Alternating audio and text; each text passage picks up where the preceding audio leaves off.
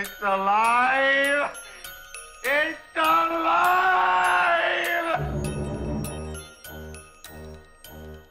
Otherworldlyculture.com presents Dead On Movie Reviews.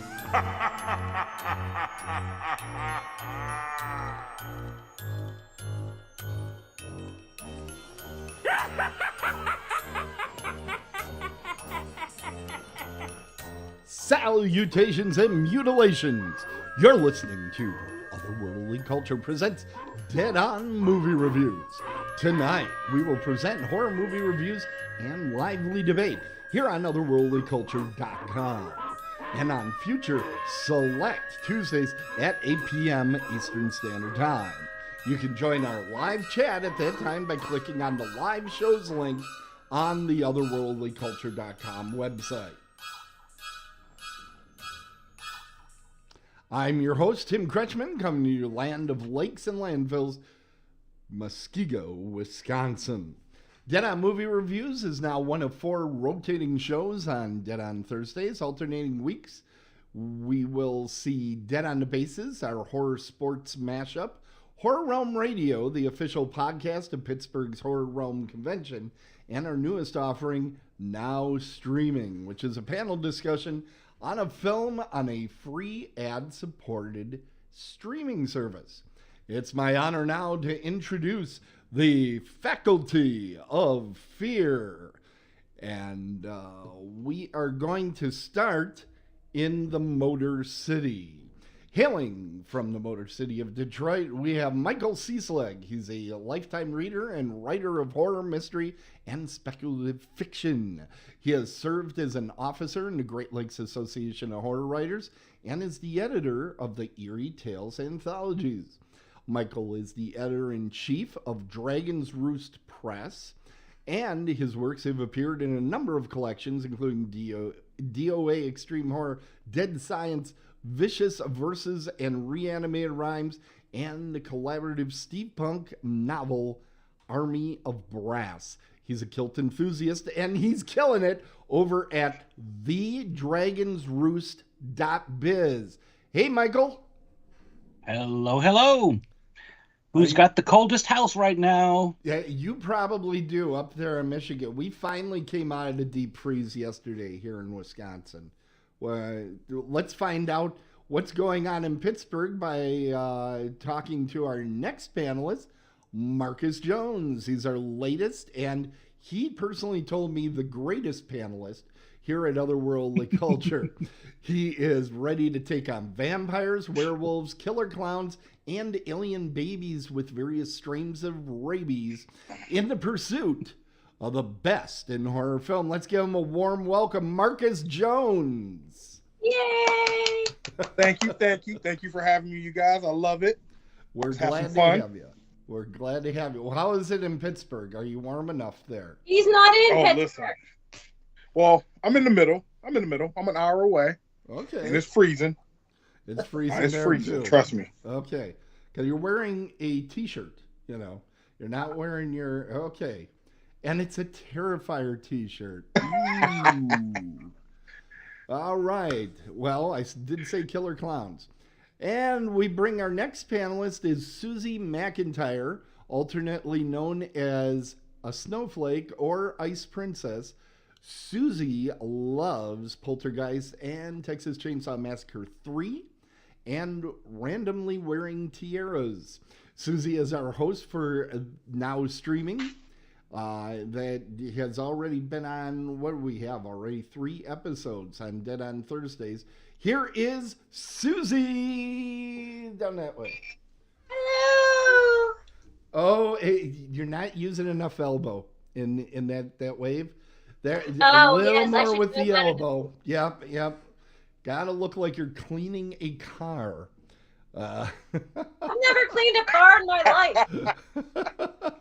You have people for that, right? Exactly. Now, it's actually light bulb, and then the elbow. So you got it. There you go. Okay, we're all worried why you know That's that. my nails up in a car. Which pageants have you been in, Mike? All right. Well, we're gonna get rolling because people watch this not for the brilliant introductions that I do, though they are awesome. We are going to actually get into the show, and our first review is going to come from the Motor City. Mike, what have you been watching? I was fortunate enough to score advanced screening tickets to The Wolfman.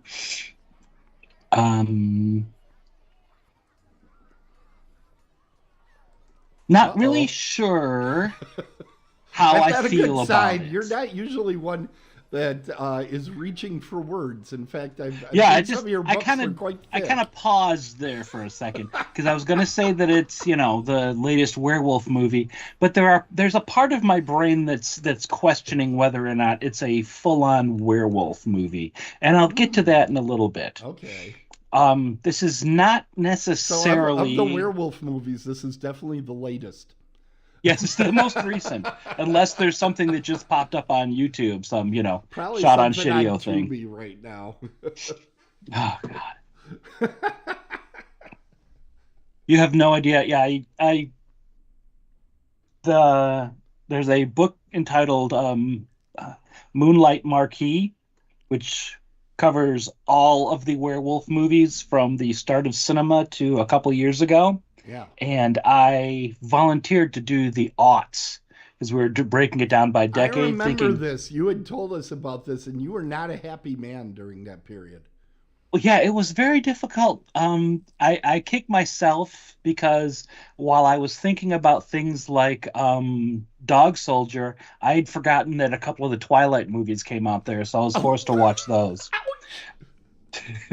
I still haven't quite come to grips with that. Hush. But you have no power, you have no gavel. Yeah, that's right. No. We had Beauty I Beauty do. sneak over there. All bets are off when you mention Twilight. Edward, I love Edward. He sparkles. I don't like the sparkle. That man can sparkle for me any day. If he was gonna bite me, and I He was can gonna bite. sparkle, He can bite me. He can rub those sparkles all. Okay, sorry. I digress. Let's go. Yeah, I'm good, guys. You want my- to we'll just let everyone talk for like 10 minutes, and then I'll just go right to my grade, and we'll go up from there. All right. We can all review Twilight. Can we do a Twilight No. night? These are things Oh that are God, not if happening. she's gonna Susan. do Twilight on one of her, the new show that I can't think of the one name that of we're off the not top of my head talking right now. about on No air. screaming? Yes. Yeah, we are. Make sure it's one that I'm not doing, because We can't do it. It's not enough free ad supported. Blah blah yada yada. I might got paid for that bedazzle. there is not enough booze and therapy in the world to make me watch that movie again. It's not as bad as the one that you're reviewing tonight. Okay. Oh, shots really are been foreshadowing, fired. everybody. That's foreshadowing. And that's also a nice segue. Well done. Yay! I helped. Not really a retelling of the classic Lawrence Talbot story. We have, and I had some other issues just because my brain has been plugged into pop culture for too long. We have Christopher Abbott is playing Blake, who I swear to God, for the first 15 minutes of the show, every time someone said Blake, I heard Balake. And Okay. anyway, But we of start with him course as a you kid. did. His dad is one of those off-the-grid survivalist types, Okay. and stuff happens, and then we fast forward to the present where he's in 30-ish time frame. He has to return to the farm that his father, that he lived with his father, because his father has just recently been declared dead. Along for the ride are his wife Charlotte, played by Julia Gardner, and their young daughter Ginger. Not sure if that was a Ginger Snaps reference. Could have been, maybe. I don't know. Played by Matilda Firth. Now, is the wife the one from? Oh, bless my heart! What is it? Show. The Ozark show from Ozark. Is that her? Yes. I do not know. Okay. I would have to take It- your reference on that. Okay. Yeah, she was the only reason to watch Ozark in my mind. I love Jason Bateman, but she was really the reason to watch it. And one of the reasons I was interested in this film until you guys started talking tonight. Well, I hate to burst your bubble. Oh. She was not that great in this. She was not. I did not find her that believable as the mom, and really there's a distinct lack of chemistry between her and the Blake character. Although that technically they were kind of having issues in their marriage too. Okay. Without walking into spoiler territory, the family ends up stranded at the old farmstead where they are attacked by something. We have a nice job of them not showing the monster full on. There were some really good scenes, I thought, where they're being attacked and you see like claws and things like that. And I thought those were well done. They keep the creature in the shadow, and it really did ramp up the unease for a while. Do As they the night at progressed, any point shoot barrels into the wolf because the wolf isn't working? barrels. Yeah, that's Like- what you do when your monster isn't working in a movie. You shoot barrels into them. Gotcha. No, They do not. No, And okay. And this was not a matter of the monster not working. Live action actor. Okay. And this is where I'm not really sure how werewolfy you like your werewolves, because these are not all that werewolfy. You don't have a specific scene that you can point to, like on the floor in the apartment in American Werewolf in London with the like world's most painful looking transformation, or the various ones that happen in The Howling. Instead, you have almost a Cronenbergian body horror type thing as one of the characters. Again, I'm not going to spoil anything here, but one of the characters does go through changes where, almost like Seth Brundle, he starts to lose teeth and nails, but at a much accelerated pace. And in terms of body horror, I thought that was done quite well. There are some other little nitpicky things.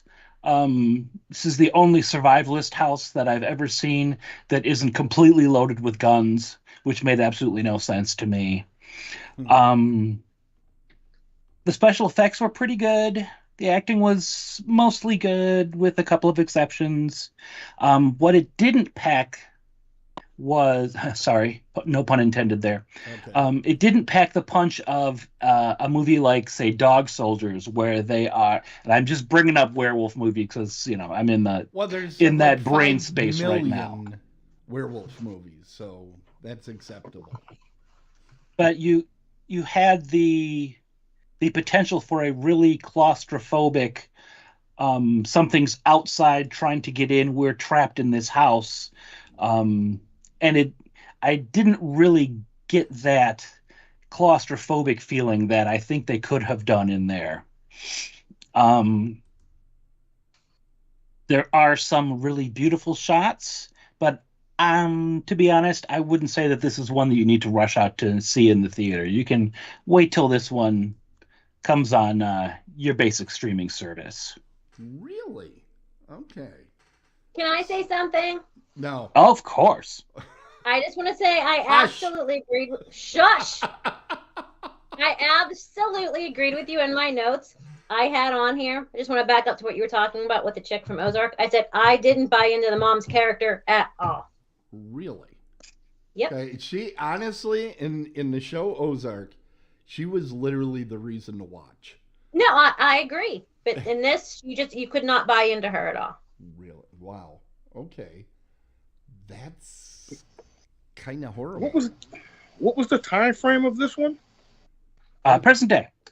Okay. This was the very opening scene takes place like 20 years ago. I don't remember exactly what they said with the thing, but they are far enough off the grid that you have that perfect explanation of why they can't call someone in, because this lack of technology. Yeah, the dad was living completely off the grid. Didn't have electricity. Actually had a Jenny that he ran to get power to his house. No real computer. Did all of his communication through CB radio. You know what I was thinking the other day? That you wanted a sandwich. Okay, after that, I was watching a episode of something, and at the beginning they had a thing for our photosensitive viewers. There are flashing lights in tonight's presentation, right? I'm thinking at the beginning of horror movies, they should just get it out of the way and say, for tonight's presentation, there will be no use of cell phones because otherwise it won't be frightening. and just put that across in a crawl, and you're good to go. Let's have the movie. For the sake of maintaining your suspension of disbelief, pretend that cell phones were never invented. Or the management thanks you and reminds you, this goes for you too. Stay off your damn cell phone while the movie's playing.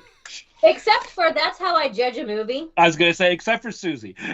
Of course. I checked my phone 3 times during this movie. I will say that helps me a lot of times in rating movies, is thinking, how often did I reach over for the phone and, start playing a game or something. So I know where you're coming from with that, but I'm talking about on screen. Oh, yeah. I think one of the main problems is it's like, oh, let's have an idea. And then there's 5 people in the background that go, but what about this? You can always go here and you can always do that and you can always try this. And they're like, no one will think about that. We'll just write through that. We'll push through that. Right. Cell phones don't work in this area. No. Yeah. Well, this is his cell phones. It's funny that Cabin in the Woods was already a cliche before they needed the Cabin in the Woods to explain why you don't have cell phone service. But Mike, you look like you just want to grade this and get it over with. Should we I'm ready when you are. I ran really long last time, so I'm trying to make sure I don't do that again. Okay. Well, I don't want anyone to have to jump on the sword and say, I hated the movie, and go on from there. We'll take you into the report card. This one, I think it's a B. It's a perfectly... Wait a minute. You're making it sound like you hated this thing. And no, I didn't hate it at all. It's a perfectly serviceable creature feature. It's just not anything spectacular. It's not anything really special. I think the only thing that it really brought to it were those body horror elements that I talked about. Okay. So you really don't have the whole, full moon is not an issue in this one at all. Good action. Like I said, acting was kind of hit or miss depending on the people. I did enjoy the effects, but just nothing nothing that jumps out and says, hey, this is a great movie. Now, you've seen 1.5 million. Yes, I have. Werewolf movies. What is it closest to better than and worse than?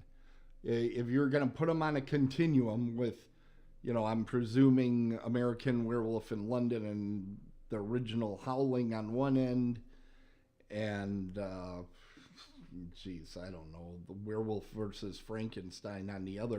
There's actually one, I believe it's called Bloods versus Wolves, that I really expected to hate, that wasn't nearly as bad as I thought it was going to be. This one is better than that though. I believe, and that would be both of them spelled with a Z. Yeah, I believe I actually gave money to their Indiegogo for that one. By mistake. In the review that I wrote on my Substack, I said, if you want to see a movie where werewolves are attacking people in the house, go with Dog Soldiers. That's a much better people trapped in a house. attacked by something from the outside that is a werewolf thing. I gave that movie to Jeff on Dead on the Bases, and I can't recall. I don't think he liked it much, and I watched it, again, so I'd be ready for the show. And I think that movie holds up big time. Yeah, I watched it not too long ago, actually. And, Jeff is Jeff. So, yeah, which reminds me, I have a title to send you when we're off camera. Okay. Well, the thing with Dog Soldiers, I will tell people, is you'll have more fun if you watch, like, the movie The Commitments beforehand. Because it takes a while to get that brogue into your head so you can properly translate it into American English. This is why they invented subtitles. Honestly, it kind of is. Because the first half hour of the movie, I'm like rolling it back. What? And then I came up with this. I'm like, what other movie does this for me is The Commitments. I'm going to watch The Commitments and then follow it with Dog Soldiers. A great double feature, everybody. I was going to say that is one of the more interesting double features that I've heard of. It's right up there with Bambi and the Deer Hunter.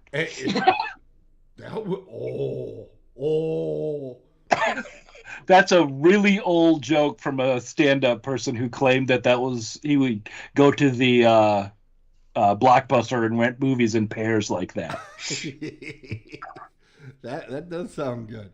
All right, so despite a eviscerating review, we got a B on that one. Yeah, Susie. I said it would be the perfect movie to have on in the background while you're folding laundry or doing something like that. Okay. What about the Susie disagrees. Susie's gonna shit on this right now. No, I would give it a C. Because here's the thing, a B is above average, and it wasn't above average. It was just there. Okay. That's I fair. agree with like 95% of everything that he said. So there you go. Congratulations. Yay. Well, I am so jealous all the time of Mike. He's a very talented writer and reviewer, and he gets all these really cool previews that he gets to go to. That's because a friend of mine is also a movie reviewer who can sometimes get us into things. He's got some sway. He is incorrect. It is not worthy of a B. It was not above average. It was. Tell us what you really think, Susie. All right. The daughter was annoying. She wasn't as annoying as the daughter in Speak No Evil, but she was annoying. Okay. The mom couldn't get into. And the daughter didn't bother me as much as most child actors do. She was just kind of a non-entity for me. I really wanted her to get run over in her beginning scene. Let's hold the discussion of child actors for Tim's review of Wineville that's coming. But no, we are skipping that movie altogether. All right. Said Avatar 2. I hated that Wait, kid. can I just vent one more time? Because I've done this vent about many movies, and the three of you are dudes, so you can. But my biggest problem with this movie. Educate you because you're only a woman? Is that what you were about to say? Listen, move your hand a little to the left. We're not seeing it with the white background. I have been a strong, independent, educated, badass woman for the majority of my life. However, I see nothing wrong with a strong male lead as a character. So it continues to annoy me how in Hollywood today, we no longer have strong men in movies. Either the guy is strong and good looking, but he's a total douchebag, or he's a good, loving father, a good dude like this guy was, but he is a schmuck. Great choice of words. I haven't heard schmuck in a while. That's good. My favorite. Now, again, you're men, so tell me. But if I had a penis, I would start a He-Man Hollywood Haters Club and revolt until they bring the strong men save the day movies back. Well, I've said for a long time, we need McCready in more films. The guy that just doesn't give a fuck. That's the guy I want. Yeah. The guy with the gun. Though I will admit, since I'm on Kurt Russell, my favorite portrayal of him or role that he's ever had was Big Trouble in Little China as Jack Burton, which is like the anti Jack McCready. He's like braggadocious and can't do anything. All right. But he tries so hard. He did. Let's move now. Rant's over. I'm done. Thank you. Okay. All right. Then we're going to go to a movie none of us have ever seen before with Marcus. Tell us what you've been watching. First of all, now I feel set up because now I got to follow up that great review with something everyone has seen. None of us like to follow Mike. So. Welcome to the show, Marcus. I know, you know, teach me. He is good, isn't he? It's sickening. Yes. Oh, y'all gonna make me blush. Blush. Oof. You made me embarrassed. I was like, oh man, I gotta.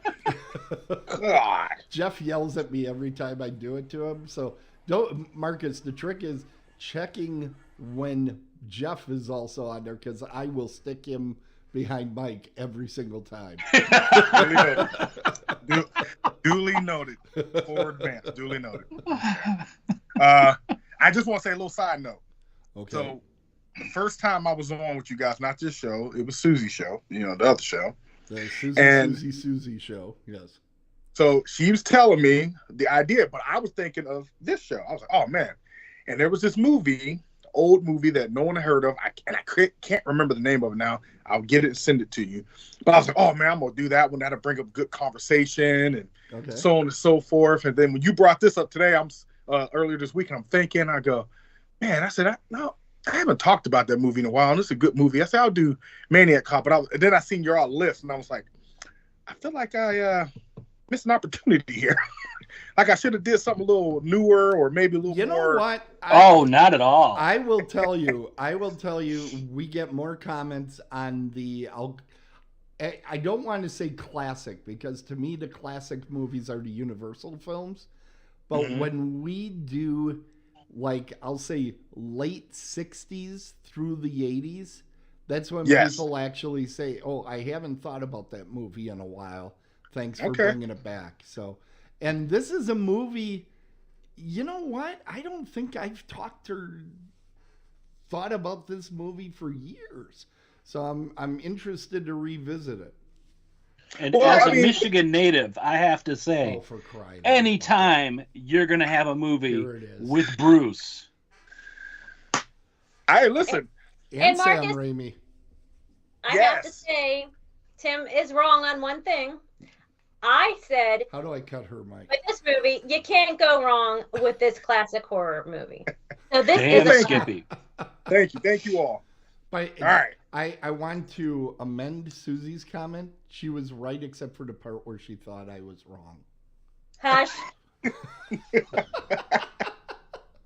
Oh my God. Marcus just wants to do his review. Marcus like, what the hell did I get into? I enjoyed the banter. I enjoyed the conversation. That's why I enjoyed doing this. Yay! So as far as the movie go, we've all seen it, I can assume. Maniac Cop. It stars Tom Atkins. You'll be surprised. Some of our viewers don't see all these. So why don't you set it up just a little bit? Well, I mean, if they want to see it, it is on Shudder, Peacock, and Tubi. Yep. So they have their options. Yes, Susie, that's right. I looked up all the streaming services. Way to promote the show, bro. So I did. Oh yeah, no, Pluto TV. But I did look it up so people can have options. There's 3 of them. So that means you know how this one ends. I think at that time frame, when slashers were a big deal, you know, we all know that they were pumping them out left and right. I'm not sure if this was Bruce Campbell's one of his first movies, but you can definitely tell by the introduction of him in the movie and in the credits and everything, he wasn't a big deal yet. He wasn't becoming who he was and who we all know and love him to be. But Tom Atkins is in it. He did an amazing job. I think that is what carried the movie through the first half. But let me digress. Let me talk about the movie a little bit. Is it okay if I spoil it? Because, you know, go ahead. Most of us have seen it. A mysterious cop figure is killing civilians, innocent civilians, and Tom Atkins' character is trying his best to figure out what's going on, put the pieces together, even with the police chief and everyone else going against him. And it was one of those scenarios where, typical movie where the deck is stacked against him, and he's trying to work through everything. And it was a pretty good detective leadway movie. One of my problems was there was questions that I've always had, and watching it recently kind of brought it up. So I'm going to ask you three, and I want to hear what you say. So you've seen the movie, and throughout the movie, they talk about the description of the killer, whether it be people who survived or like when the female cop survived and so on, all those situations. Well, people describe them as cold and not breathing and shooting them in the head and so on and so forth.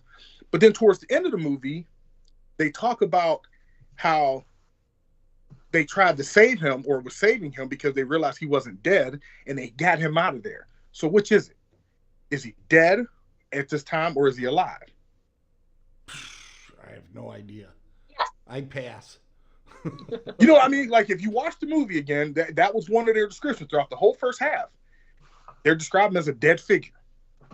Unbelievable. He wasn't breathing. I shot him in the head, And then at the end, the one Morgs, the doctor said, hey, I realized he wasn't dead. I had to get him out of there. So which is it? But it's a good movie, I think, for a B-list horror slasher. I think it had the right incorporation of, it wasn't just thrown together or a half-ass idea. I like some of the shots as far as in the outside of like the city, just seeing the city itself. I think it was just done well. I think maybe one of those, dare I say, had it came out before maybe a Friday the 13th or something of that nature, it probably would have had a little more push behind it, Well, I think 88 slashers were starting to lose their push because there were just, I mean, all the holidays had already been gone through. Oh, yeah, it was oversaturated. And there were a lot of bad slasher movies by that time. And I actually think this is one of the better ones. I think Atkins has a lot to do with it in my mind. Yeah.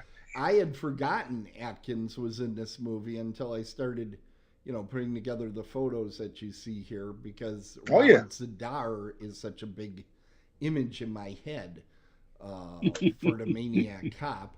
And that's a pun as well. But yep. I don't know. Do any of you know the weird sub story about Robert Zadar? Negative, that's right. As far as in the movie? Well, no, the actor himself, actually. I'm not sure. And I can't remember all the details, but he does have some sort of malady that caused that big chin of his. It's like cherub disease or something like that. But he had made another like grade Z movie. He did a lot of like action sequences and stuff. I think the only time he was like in a bigger movie might have been Tango and Cash or something like that. But he was in a movie with a bunch of other like stunt actor type of guys, and they got together and decided to do an art heist. That's what I'm going to tell you. Go into Wikipedia. Fact check me on this. There's some sort of like, I think he was actually involved in this thing, and I can't recall if he did time for it or not, but it's like this rabbit hole. The thing I'll tell you is don't open up that Wikipedia unless you got an hour or two to burn, because you're just going to be clicking. You're going to be clicking. He tried to be the new Ocean's 11. This would be like Ocean Sub 3, Wow. But I think it was like him and like maybe 3 or 4 guys on this other production. And they're like, yeah, let's go do this. Yeah. That's not an idea I would think of. Knowing Mike, he's already going through the wiki right now. Actually, But- I was going through an IMDb deep dive to see exactly how many credits Campbell had before this one that weren't The Evil Dead. And they Yeah, were I all was curious, shorts and yeah. TV shows. Well, The Evil Dead was probably not too much earlier than this. No. Yeah, it was. What was it? let's see, 86, Evil 87? Dead 2 would have been a few years before. Okay. All Yeah, right. that because even though 1 year before Evil Dead 2 was 87, this was 88. For some Okay. reason, I was thinking this was 89. Yeah, because the original Evil Dead, it didn't catch on immediately. Right. And then in VHS, people just kept finding it and finding it and finding Yeah. it. I remember. Especially after it was thrown on the video nasties list, then you had to Yeah. watch it. Yeah, well, I It was remember taboo. seeing it across the street from me when I was, young.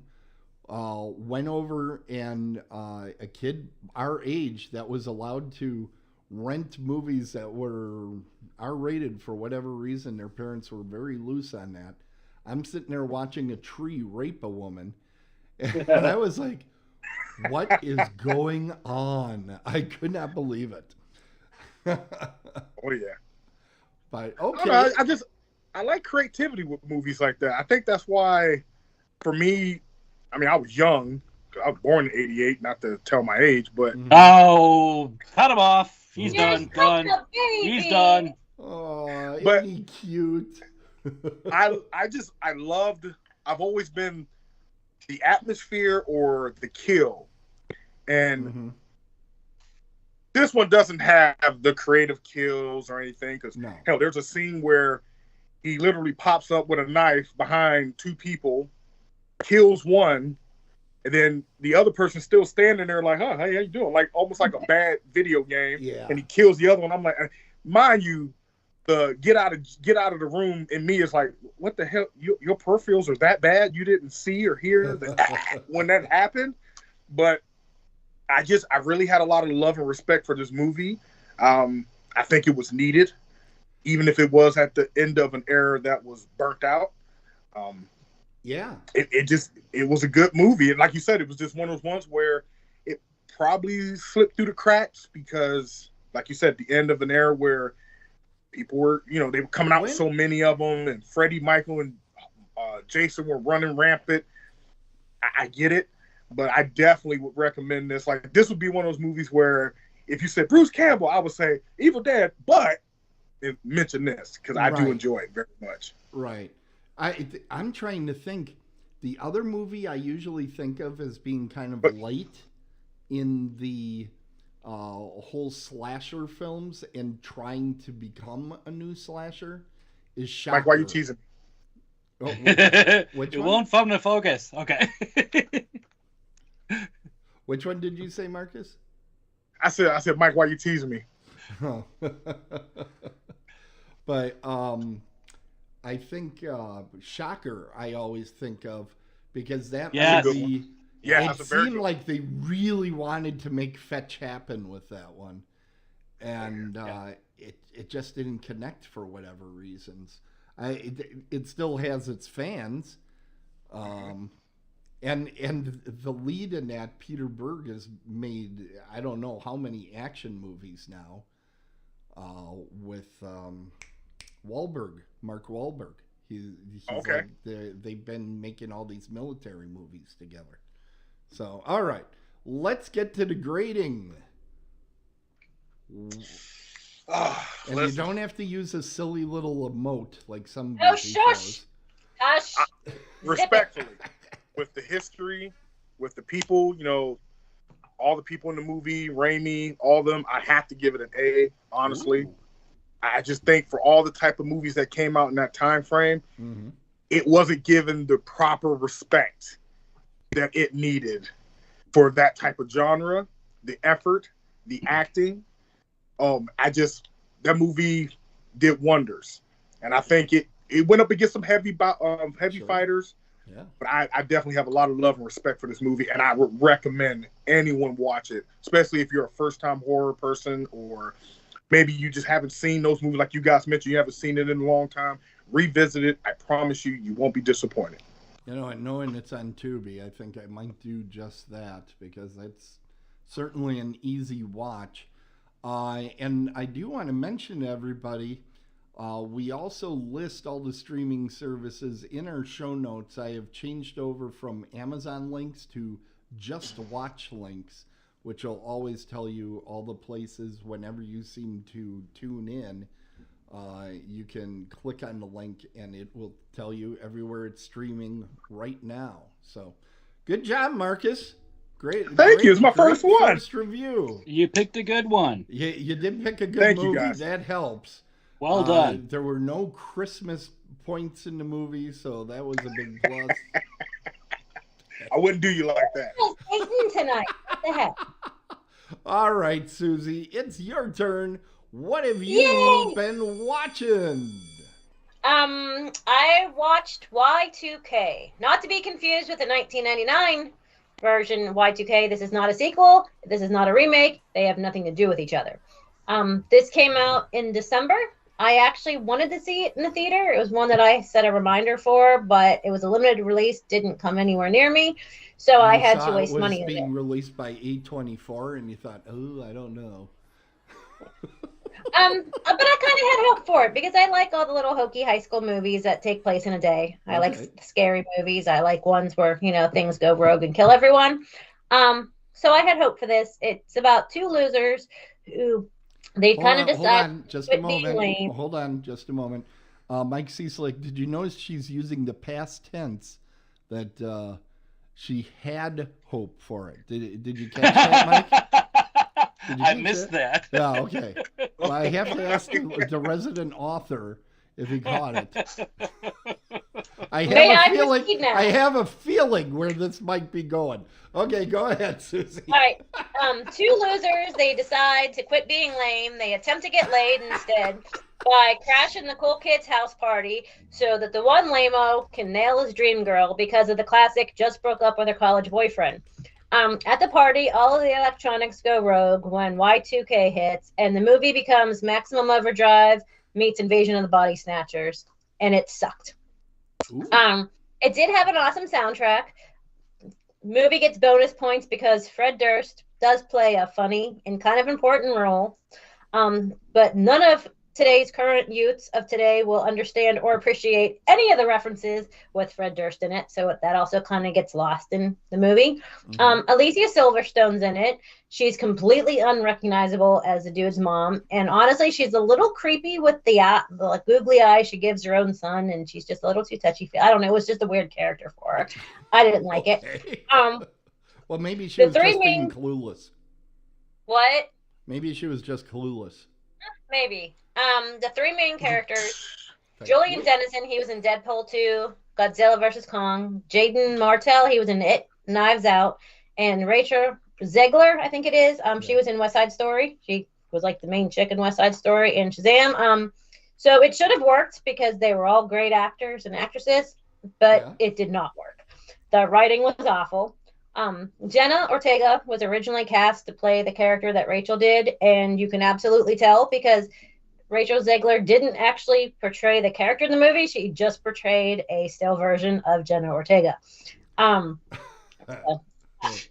Really, that's just what it was. They tried entirely too hard with the 90s references, tried too hard with the 90s cliches, and they couldn't even nail that right. The Hubs and I spent the majority of this movie, instead of actually watching the movie and enjoying it, all we did was nitpick through it because of all of the things that they got wrong. A lot of the music, because everybody knows I'm a big music person. A lot of the little computer things, none of them were actually around for Y2K. So was this a horror comedy? I don't know if it meant to be a horror comedy. Like, it did have funny things in it. I don't know if that's what they meant. That's how you know it's a bad.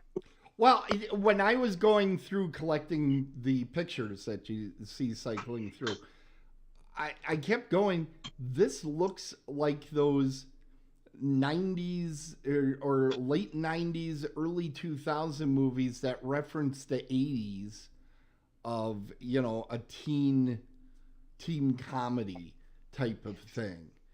And I'm like, is this like a comedy and then all of a sudden it becomes a horror movie or? No, I think it set out to be a horror movie, and they tried so hard at trying to make it a 90s movie that clearly the people have no idea what the 90s was actually about. What was it? There was an Amazon movie recently that was like a slasher that went back in time. And that was my problem with that one. I'm going to have to look that up. I know. Are you talking about that Christmas one, the Christmas horror movie? No. It was like a legit. Yeah, a legit time travel thing. I know exactly which one you mean. It almost felt like something Michael, was it Christopher Landon would make. Yeah. They go back in time, and the thing that I hated about it, they went back in time, and it was like somebody writing nostalgia about a period they had not lived in. You know, I can't pick on you, Marcus, for not being able to make 80s references, right? Because you weren't alive during that time. So when you write a story about the 80s, it helps a lot if you lived through the 80s to know what was really a big deal and what was totally killer. That's the name of the movie. Thank you. Or at least do your research so you know what was out there. Because it's not that hard to do research, though, right, Susie? They could write it and then give it to their older uncle or something and say, does this sound right? Because I don't think people would say it. And, you know, they could look at or listen to the 80s on 8 on Sirius XM or something to get a feel for the time. And especially because, like, and not to give any spoilers because it is a newer movie for anyone that wants to watch it, but how, like, the day is saved, basically, were with things that didn't exist in 1999. So at least get that part right, because it makes zero sense. Like, it couldn't, so I don't know. Like I said, the proof that the writers were either high while they were writing this, or they did not do their homework on the 90s era. It was written by... They wrote the idea like 10 years ago and just now made it. But still, they wrote it with things that didn't exist in 1999. Get it right. You are a writer in Hollywood, for goodness sakes. Like, you had one job. The writers, no offense to these people if they ever watch it, Evan Winter, Kyle Mooney, but she made the names. They have a few credits. But this was their first time writing and first time directing, and it showed. So they either need to not give up their day jobs or, like, just take this off their resume. Wow. Wow. My biggest annoyance is the mistake that they make that so many other movies with teenagers make. They are at the house party, which, again, why are they all at house parties? Be like us. Go to the woods and drink. Where were their parents? They would not have been able to get away with this in a house. Anyway, but that's just that. But I digress. That's not what annoyed me. It was that they made a point to spotlight every single little, like, generic, cliche, stereotype group. Like, you know, they're at the party and they show the nerds and they show the little, like, cheerleaders and they show the geeky people and all this. In reality, none of those groups will ever be at the same party. Quit freaking doing that. Yeah, if you want to spotlight all those different groups, then, you know, like, when you're riding your bike to the party, like, go past them and be like, oh, look at those losers at blah, blah, blah, blah, blah. They're not coming to our party today. Don't have them all in the same place. It's not going to happen. It would never happen. What is that one with Ethan Embry? It's something like Can't Hardly Wait or something like that. Yes, I was thinking of that the whole time. That movie, I was always like, the jocks are not at the same one with the band guys. And you know, I remember house parties in the high school, and they were never 50, 80 people. That was what the super jocks and all that had. Right. It was like I was in a room and we were watching Evil Dead and trees. You know, for the record, that's better. Yeah, I mean, it was like 10 or 12 of us would get together, but we were like all friends. I didn't go to parties and like meet people all the time. It's like friends. Timmy said last week on our post show, there may have been max 20 people crammed in my apartment when we were in high school. Max. And we were all the same type of people. Okay, that right there, my blood just ran cold. knowing that there's 20 of you running around in Pittsburgh. Ooh. Shut up. Okay, anyway. So like I said, in reality, Nailed no it. matter how much alcohol was involved for these little youngins, they would not all be hanging out together. So anyways, it was somewhat entertaining-ish. If there's nothing better on, it's a good background movie thanks to the soundtrack. If you're in the mood for late 90s, early 2000s chart toppers, because again, some of the songs weren't even out in 1999. I personally especially enjoyed one scene where they're stuck in a porta potty and Brian McKnight's back on one. At one came on. It was cute. It was funny. That was entertaining. I give it a D. Oh, wow. Can I just set the record? No, Bringing no that pause heat. either. Just like you didn't even sit clear of the holster. You're just like, Hell no. I've Listen, been shot. She just Mike was like, unloaded on hey. that Mike one. was like, Wolfman is background movie. No, I like Bill. And I give it a B. She's like, this is Sorry, background. I'm distracted by movie, trying to and I'ma fix my shoot it in hair. the ass. Yeah, no, I'd rather sit here and fix my hair than talk about this movie any longer. I would give it a D plus, but A plus because of the I music. would. No, it's not even deserving of the D plus. It would have been if it wasn't for the historical inaccuracies. You Oh, can't my do God. that. So no, D. This is like Jeff ripping into a sports movie because the score isn't all shown on the screen. He gets very mad about that, which is one of my favorite reasons to assign movies to him, is to pick ones that do that. He's like, Start screaming, And I "Oh, know we the didn't idiots see, that we wrote didn't this see movie. that third run, you know, and on the scoreboard says this. I was like, shut up, Jeff. Hey, everybody. I saw a movie too, and I have like 7 minutes to go through it, which is You need probably 3 tops for this it's movie. probably enough time. The movie that I saw was Wineville. Probably the most interesting part about the movie is that it was directed and produced by Brandy Roderick, who was on Baywatch in the late years. She was kind of the replacement for Pam Anderson on there. She actually doesn't appear to have aged too much. She really is looking great yet. And that's going to be the end of the positive comments. She had access to a wine vineyard, and she had been looking to make a horror film. So she thought, hey, this is a creepy place, a vineyard. Let's put a script together, which, as you know, Mike, you can just write anything and it'll be Oh just yeah, fine. that's what Chat GPT is for. Yeah, there's Sorry, I no thought I could say that real without throwing up. reason. You don't need professionals. Just say, hey, you know what we have access to?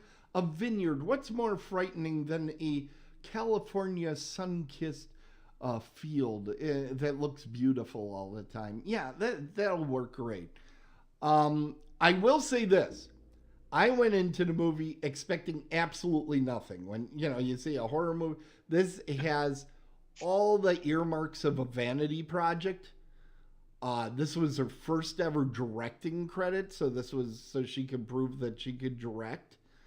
And she obviously went after horror because she knows you can turn a profit in this realm. It's kind of, some people call it the horror realm, that they can turn the profit in.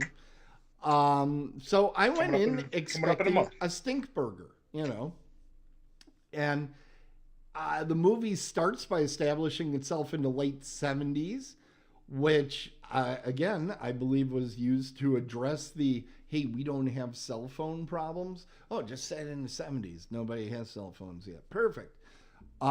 They have a pretty, in fact, when I saw, okay, there's a Baywatch gal making a horror movie, I'm like, okay, this is going to be like PG moving into PG-13. That was kind of my expectation. They had a pretty gory opening murder in the movie, like in the first 10 minutes. So I was like, okay, at least they hired somebody that can do, some basic effects and everything. All right. And Brandy herself, she's a pretty good scream queen. You feel like she's being menaced when it gets to this. There's a pretty modest body count in this movie, but the effects were fine. Direction-wise, the camera was pointed at the people that were talking. You know, it was well lit. The editing, you know, there weren't jarring edits. So it honestly, it felt a lot like a movie that was directed by somebody that's done television a long time, because it was bland. You know, it was just, it was cringy. Fine. What?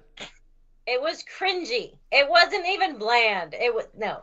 Yeah, I would say that. It was awful. I will say this. The evil stepmom that was portrayed by Carolyn Hennessy, she was in the first 2 seasons of Cougar Town.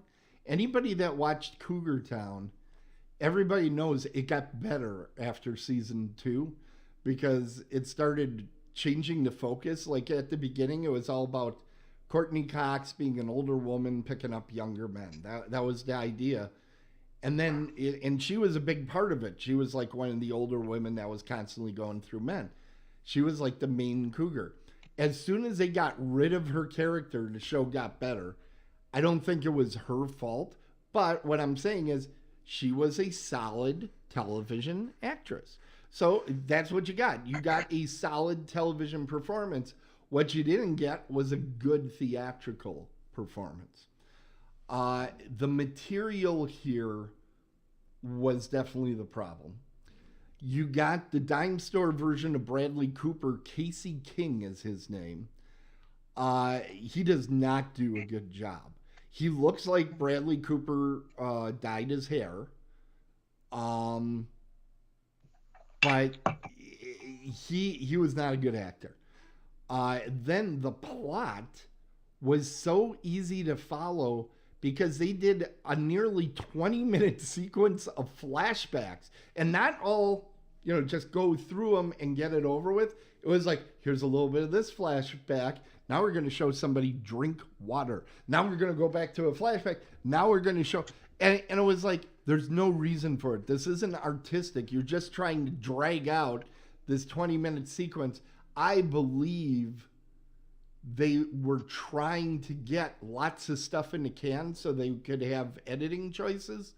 And then when they got it all back, they fell in love with their own footage and they left it all in. Though I will say the movie was not a ridiculous running length. It was an okay running length. The problem was it was an okay running length for a good film. For this film, under an hour would have been adequate for us all. To say it was hard to watch was an understatement. It was, but I'll say, like, at the end, I will say at the end, I want to be fair. At the end, there's action sequences, you know, fighting the bad guy and all that. It was shot okay. And I've seen a lot of movies lately that they shake the camera so damn hard you can't tell what's going on. You can't. So it's like they shot a very good version of a terrible story. They got decent enough actors, but not great actors. So it was like they were shooting for the middle and undershot.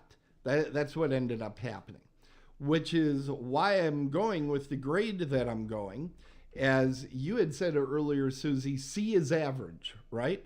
I believe that was where their target was right about C. I don't think they hit it. I think a lot of it was the material, so I am going to give it a D. But I'll say this. I actually wouldn't rule out seeing another movie that Brandy Roderick directs, because I don't think it was a directing problem. I think it was the material was terrible. I think she would be helped out with a better editor to help her in the editing room. But it had pieces where I'm like, this is not a total cluster, which I was expecting. I was expecting a total cluster. It wasn't that, but it wasn't much better. It was just, you know, okay. So it sound like you described a horror version of Days of Our Lives. Don't be hating on Days of Our Lives. I mean, I'm just speaking facts. Hush. You're not in charge. Stop it. I can still say hush. Yeah, you say lots of things, Susie. All right, we are in the promo part of the show where we just shill endlessly. Want to remind everybody we're coming up. Well, first, before we get into the horror realm too much, let's talk about this. And that didn't go. All right, we're going to try something again here. Why isn't this working?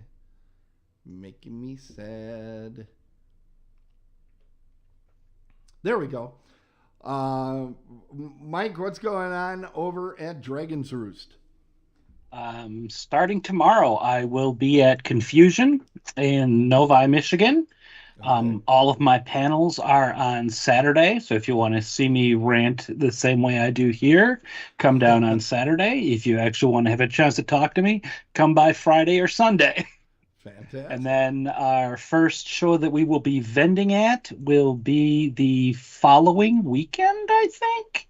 Whatever the first weekend of February is. I don't know how calendars work. The Michigan Horror and Oddities Expo. All right. And let's see if I got this going. I do. Look at that. Finally. Horror Realm Radio is on next week where they will be talking about, they dropped a ton of guest announcements recently. And we'll go to that as well here. A lot of guests that got named in the last, I would say, 2 weeks. I don't have the entire list in front of me, but you see them flipping by as we go. We have stuntmen, we have wrestlers, we have people from the movies Thanksgiving, Evil Dead 2, the Terrifier films, Return of the Living Dead. It's really, I believe this is the most guests that Horror Realm has had. And we're at T-minus 35 days from this at this point. It's coming up fast. And Yeah, Marcus. you certainly wouldn't want to miss it unless you're a complete Stop, fool. Tim. What did I All say? the cool kids are going to be That's there. what I hear. You hush. Dang it. It's my first Now the one. hush Miss- is Hey, coming. hey, you don't get to say hush. That's Susie's line. Thank You you. know what? So You got to come Silencio. up with something else. I'm willing to Silencio. give away her line because Susie's been very mean to me lately. But there's a lot of Excuse great me.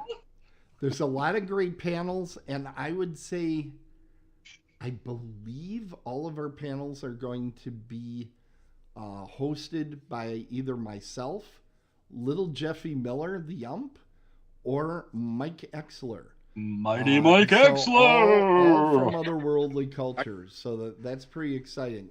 I might be wrong. There might be one that sneaked in that isn't. But I think we have them all. And I'm super excited for mine. And Susie's going to tell me what I should ask Lisa Schrag. I have no question. All right. I haven't. Hold it. Hush. Let's just remember here. He said I was being mean to him, but he needs my help. Yeah, you know what? I don't know what you're talking about. I need your help. I know that if I don't take a question along that you have, that I will be beaten severely by you and your hammer. Thank God they took that thing away from you. It's a gavel, not a hammer. Yeah, whatever. Same thing. The way you use it. Hush, Marcus. My goodness. They just keep coming out of her. She talks awful sassy for that crummy review she did today. All right, so we're at the end of the show. Want to thank everybody. Only 35 days, everybody, for Horror Realm. So we hope to see you out there at Pittsburgh. We are working on putting together a panel that will be for Otherworldly Culture. Once we found out that Marcus wasn't going to be there, we thought, well, we really got to try to get everybody together. Come on. We'll just have him zoom in remotely and be part of it. We'll see. We'll just get a van and we'll kidnap him. I'll be in New Orleans, so you can come get me. It's New Orleans. If you are Don't you do going to Silencio. betray me and Okay. run off there without me, at least pronounce it correctly. New Orleans. Don't go there if it snows. The feel whole better? place New will be Orleans. closed. If it snows, just don't go. I've been watching the news coverage. They have no idea. They're out there with a hose trying to wash away the snow. I'm like, that's going to make ice, kids. I did like the guys that were having a snowball fight, though. That was pretty funny. Oh, yeah. It's hilarious watching people that have never dealt with snow all of a sudden, like, what is this strange substance that fell from the sky? What's Florida's this? like, we got What's this? sand and There's snow? crap up in the air. I would just like to say though that I hope everyone there is prepared for a hurricane, because the entire time I lived there, whenever it snowed in December, we would get hit with a hurricane the following season. And I heard what it usually did is shut down really cool amusement parks when storms hit town. Anyway, that's also a reference to a Tubi documentary out there, Closed for the Storm, which is actually really well done. Okay, it's time to remember to rate us out on podcast applications like Twitch or YouTube. Tell a friend about Otherworldly culture. And if they're an enemy, that's probably another great reason to tell them about Otherworldly culture. So you can relate with us on social media. We're on Twitter/X. We're on Facebook. We're on Instagram. We're all over the place. Check us out on your favorite socials.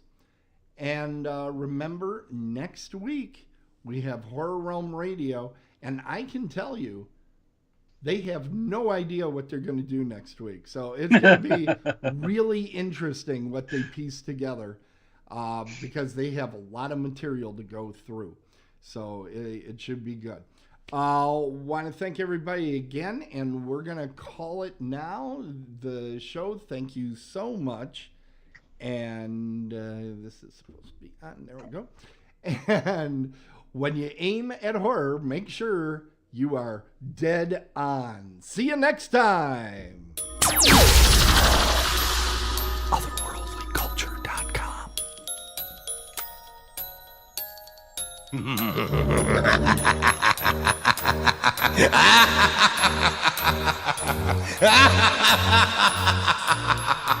Thanks to everybody out in the chat room. We really appreciate you coming by. Bearded Beauty and 8-Row and Hop Boing. And then, of course, the people that are on the show.